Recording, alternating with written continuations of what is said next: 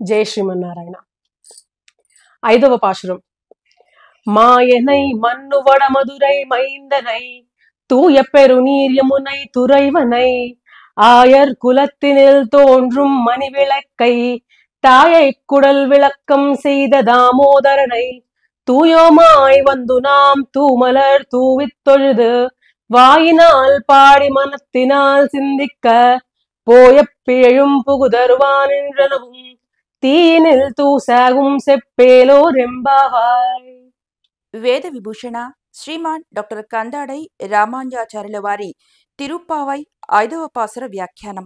ఆశ్చర్యకర చేష్టలు కలిగి నిత్యము భగవత్ సంబంధము గల ఉత్తర దేశమందలి మధురానగరికి నిర్వాహకుడను యమునా నదీ తీర విహారీ గోపవంశమున ప్రకాశించిన మంగళ దీపము తల్లియగు యశోద గర్భమును ప్రకాశింపచేయునటుల తాడుచే కడుపున కట్టబడి దామోదరుడగు శ్రీకృష్ణ భగవానుని చేరి పరిశుద్ధములగు పుష్పాలతో పూజించి వాక్కుతో కీర్తించి మనసారా ధ్యానిస్తే పూర్వ సంసిత పాపరాశి ఆగామి పాపరాశి అగ్నిలో పడిన దూదివలే నశించును. భగవన్నామమును పాడుము.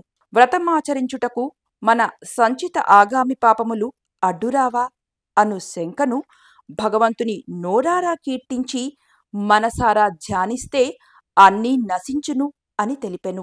భగవానుని వలె ఆచార్యుడు కూడా అత్యాశ్చర్యకరములగు చేష్టలు కలవాడే. శ్రీకృష్ణ భగవానుడు యమునా తీర విహారి, ఆచార్యుడు విరజానదీ తీర విహారి. అజ్ఞానులగు జీవుల కులమును సదుపదేశముతో ప్రకాశించి చేయువాడు, మంత్రగర్భమున భక్తితో కట్టుబడి ప్రకాశింప చేయువాడు, అహింసాది పుష్పాలతో అర్చించబడి మన విఘ్నాలను నశింపచేయువాడు ఆచార్యుడు.